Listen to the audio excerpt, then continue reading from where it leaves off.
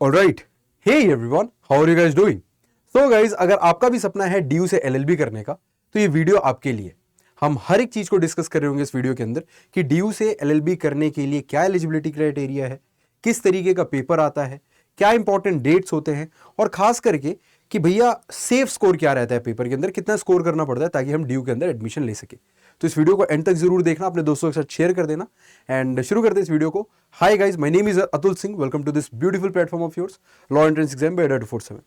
देखो, सबसे पहले तुम्हें पता होना चाहिए कि एलिजिबिलिटी क्राइटेरिया क्या है। अगर एलिजिबिलिटी क्राइटेरिया की बात करें तो आपकी बैचलर्स या फिर मास्टर्स डिग्री कंप्लीट होनी चाहिए किसी भी रिकॉग्नाइज्ड यूनिवर्सिटी से। मतलब बेसिकली आपने बीएससी, बीए, बीकॉम कोई भी कोर्स कर रखा हो, बस बैचलर्स डिग्री का सर्टिफिकेट होना चाहिए, या फिर आप अपीयरिंग कैंडिडेट होने चाहिए, थर्ड ईयर में होने चाहिए आप, या फिर आपके पास मास्टर्स डिग्री का सर्टिफिकेट होना चाहिए। तो उसके बाद फाइनल ईयर ग्रेजुएट स्टूडेंट जो हैं वो भी अप्लाई कर सकते हैं। मिनिमम जो मार्क्स रिक्वायर्ड है अप्लाई करने के लिए, जनरल और ईडब्ल्यूएस कैटेगरी से हो तो एज ऑफ नाउ जब मैं ये वीडियो बना रहा हूँ तब इट इज 50%। तो 50% आपके मार्क्स हैं या उससे ऊपर हैं तो ऑब्वियसली आप अप्लाई कर सकते हो। अगर आप ओबीसी कैटेगरी से बिलोंग करते हो और आपके 45% मार्क्स हैं या उससे ऊपर है तब आप अप्लाई कर सकते हो। एंड एससी एसटी के लिए 40%। कोई यहाँ पे ना एज का क्राइटेरिया नहीं है कि भाई इतने से इतने साल वाले बच्चे ही पेपर दे सकते हैं या फिर ये एज का क्राइटेरिया हो गया, नहीं, ऐसा कुछ भी नहीं है। कोई एज लिमिट नहीं है, तो आप कभी भी पेपर को दे सकते हो। आपकी कोई भी एज हो आप पेपर को दे सकते हो। आगे चलते हैं और बात कर लेते हैं कि भैया पेपर में पूछा क्या जाता है। तो समझो ये प्रोसेस होता कैसे। तुम एक एग्जाम होता है, पहले डीयू अपना खुद का एग्जाम कराता था डीयू एलएलबी नाम से, लेकिन अब एक एग्जाम होता है सीयूटी पीजी एलएलबी। ठीक है, अब सीयूटी पीजी के एग्जामिनेशन के अंदर, सीयूटी पीजी के एग्जामिनेशन के अंदर एक एग्जाम कोड होता है सीओक्यूपी 11। उसके थ्रू वो उसका ये जो कोड होता है ये जनरल होता है। ठीक है, ये जनरल पेपर कोड होता है जिससे आप एलएलबी के लिए अपीयर कर सकते हो। मतलब बेसिकली आप एलएलबी के लिए ये एलएलबी के लिए पेपर होता है जिसको आप अप्लाई करते हो, क्लियर करते हो तो आप एलएलबी कर सकते हो। ठीक है, उसके बाद ये 90 मिनट का कंप्यूटर बेस्ड पेपर होता है। मतलब आपको ओएमआर शीट नहीं दिया जाता, आप एनटीए का जो एग्जाम सेंटर्स होते हैं उसमें जाके आप कंप्यूटर पे आंसर टिक करते हो। इस तरीके का होता है जिसमें 75 सवाल पूछे जाते हैं आपसे और टोटल 300 नंबर का पेपर होता है। यानी कि एक सवाल सही करने पे आपको 4 नंबर मिलते हैं, लेकिन अगर सवाल गलत हो जाता है तो आपका -1 हो जाता है, और अगर आपने सवाल नहीं अटेम्प्ट किया तो इट इज 0। ऑब्वियस सी बात है ना। पूरा सिलेबस में 5 मेन टॉपिक्स पे डिवाइडेड है, 5 मेन चैप्टर्स पे डिवाइड, सिलेबस सब्जेक्ट्स पे डिवाइडेड है। ठीक है, वो सब्जेक्ट्स क्या क्या है हमारे पास, जैसे कि क्वांटिटेटिव एप्टीट्यूड यानी कि क्वांट्स का सेक्शन। क्वांट्स के सेक्शन में आपको देखना है कि आपका जो वेटेज है वो मतलब मेनली जैसे परसेंटेज पूछा जाता है, profit loss ratio, average, CI SI, time and work, HCF, LCM, basic mensuration के क्वेश्चंस। तो फाउंडेशनल टॉपिक्स आपसे पूछे जाते हैं मेजरली, जो कि हमारा क्वांट्स का सेक्शन कवर करता है। ऑलमोस्ट 12 से 15 क्वेश्चन के बीच में इससे आते हैं हर बार। उसके बाद आता है लॉजिकल रीजनिंग का सेक्शन, जहाँ आपके आपका analytical reasoning, arrangement, series, coding, decoding, statement based logic, ये सब कुछ आपका चेक किया जाता है। आप प्रीवियस ईयर पेपर देखना हो कहाँ से मिलेगा तो मैं वो आपको लास्ट में बता दूंगा। ठीक है, फिर जनरल नॉलेज, जनरल नॉलेज का जो अवेयरनेस है, जीके और करंट अफेयर्स वाला पार्ट है, वो भी आपसे पूछा जाता है। उसका भी काफ़ी अच्छा खासा वेटेज होता है, 15 सवाल उसमें से भी ऑलमोस्ट आ जाते हैं। तो ये जो 15 सवाल आते हैं इसके अंदर आपका साइंस, हिस्ट्री, ज्योग्राफी, हिस्ट्री में तीनों पार्ट्स, आर्ट एंड कल्चर की चीज़ें पूछी जाती है, और जो भी इंटरनेशनल और नेशनल करंट अफेयर्स है, स्पोर्ट्स, बुक्स को लेके वो सारे सवाल आपसे करंट अफेयर्स में पूछे जाते हैं। फिर आता है हमारे पास English language comprehension. Language comprehension में हिंदी वाले बच्चों के लिए हिंदी में होता है, आप हिंदी का भी पेपर दे सकते हो, और जो बच्चे इंग्लिश के हैं उनके लिए इंग्लिश का पेपर होता है।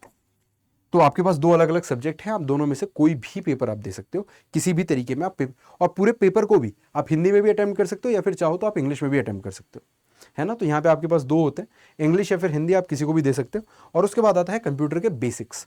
ऑब्वियस सी बात है, थोड़ा सा ये अलग से आ गया है, आउट ऑफ नोवेयर टाइप का है, बट आपको इस टेक्नोलॉजी के ज़माने में अपने आप को अपडेटेड रखना पड़ेगा, तो कंप्यूटर के बेसिक्स भी पढ़ना पड़ेगा। इससे भी आपके 10 से 12 सवाल अच्छे खासे पूछ लिए जाते हैं। तो हमने अब ये बात कर ली कि पेपर का पैटर्न कैसे होता है। अब थोड़ा सा ये बात कर लेते हैं कि पेपर के जब हम लोग भरने जाते हैं तो हमारे पास, पहले तो मैं स्कोर, सेफ स्कोर डिस्कस करूंगा ही, लेकिन हम लोग अगर पेपर का फॉर्म भरते हैं तो हमारे पास क्या चांसेस हैं कि किस किस टाइम पे क्या क्या चीज़ें हो रही होती है। तो मान लो यार, मैं तुम्हें बता देता हूँ मोटा मोटी, अगर तुम 2027 के लिए टारगेट कर रहे हो तो दिसंबर 2026 के आसपास नोटिफिकेशन आएगी और फॉर्म फिलिंग शुरू हो जाएगा जनवरी से। जनवरी में तुम फॉर्म फिलिंग करोगे, उसके बाद मार्च के आसपास इसका पेपर होता है, यहाँ पे तुम फॉर्म फिल कर रहे होगे। ठीक है, फिर मार्च में तुम्हारा पेपर होगा, है ना। तो ये डेट्स बहुत इंपॉर्टेंट है, ध्यान रखना है इनका। मार्च में तुम्हारा एग्जाम होगा जिसका रिजल्ट आपका अप्रैल में आ जाएगा, मोस्ट प्रोबेबली अप्रैल के अंदर आपका रिजल्ट आ चुका होगा इसका। उसके बाद आपका एडमिशन प्रोसेस शुरू हो जाएगा मई के महीने में, और आपका मई के महीने में एडमिशन प्रोसेस शुरू हो चुका होगा, और ऑलमोस्ट आपका अगस्त तक एडमिशन होके आपकी क्लासेस स्टार्ट हो जाएंगी। ये 2027 की बात कर रहा हूँ, ये सारी 2027 में होने वाली चीज़ है। तो आप 2028 के लिए वीडियो देख रहे हो तो भी यही सेम पैटर्न फॉलो हो रहा होगा, ठीक है। हर बार ऐसा ही होता है, इस बार भी ऐसा ही हो रहा होगा।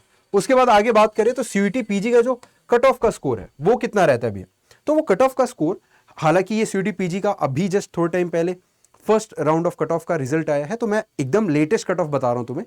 तो फर्स्ट राउंड में ही अगर तुम्हें एडमिशन चाहिए, हालांकि 3 राउंड होते हैं, इससे भी थोड़ा कट ऑफ नीचे जाता है, बट हम लोग एक अच्छा स्कोर माने तो वो देखो यार, आप अनरिजर्व कैटेगरी को तो 200 नंबर लाओगे तो आपका सीएलसी में एडमिशन हो जाएगा। हाँ, मैं बता दूं कि दिल्ली विश्वविद्यालय में भी आपके पास 3 ऑप्शन है।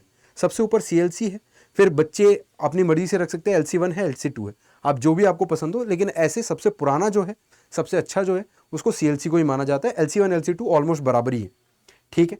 तो यहाँ पे आप 200 नंबर लाते हो तो पक्का पक्का आपका एडमिशन हो जाएगा जनरल कैटेगरी से अगर आप बिलोंग करते हो तो।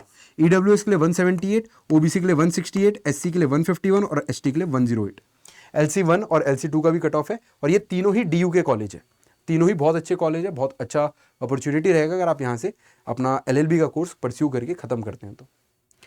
ये 3 साल का कोर्स है, ऑब्वियस सी बात है। बाकी कोई भी डिटेल आपको जाननी हो तो आप कमेंट सेक्शन में लिख सकते हैं, हमारी टीम आपको रिप्लाई कर देगी। हाँ, जाने से पहले ये जरूर बता दूं मैं आपको कि अगर आप प्रिपेयर करना चाहते हो DU LLB के लिए तो अड्डा जैसा प्लेटफॉर्म और कोई एग्जिस्ट ही नहीं करता।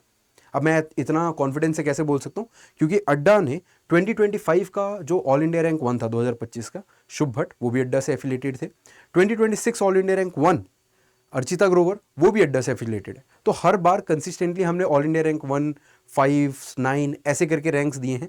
तो आपके लिए ये बहुत ज़रूरी बन जाता है कि जहाँ से रिजल्ट आ रहा है आप वहीं जाए, जहाँ पे ट्रस्टेड सोर्स हो, एक्सपर्ट फैकल्टीज़ हो, जहाँ पे एक्सपीरियंस हो, सालों साल का एक्सपीरियंस हो उसी एग्जाम को लेके।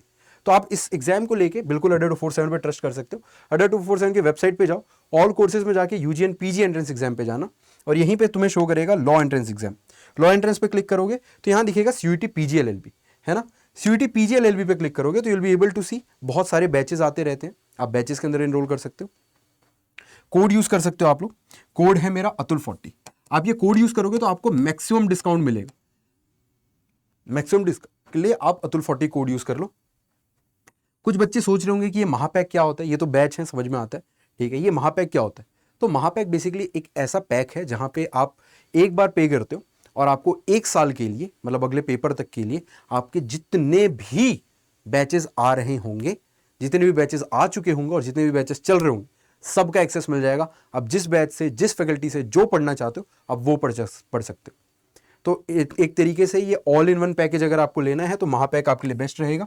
इसमें आपको बुक्स भी घर पे डिलीवर हो जाएंगी, और इसके लिए आपको ऑब्वियसली यार इसमें बुक्स नहीं मिलेंगी बट ई बुक्स मिल जाएंगी आपको।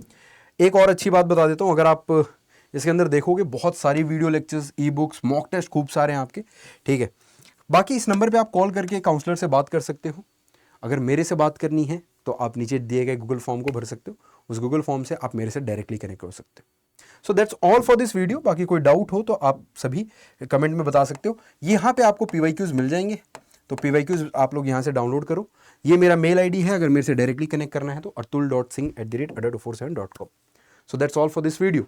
लास्ट में जाते जाते ये जरूर बता दूं कि यार कोड जरूर यूज कर लेना अतुल40, ताकि आपको मैक्सिमम डिस्काउंट मिल सके। मिलते हैं अगली वीडियो के अंदर। Until then keep grinding, keep hustling. Jai Hind, bye bye and take care.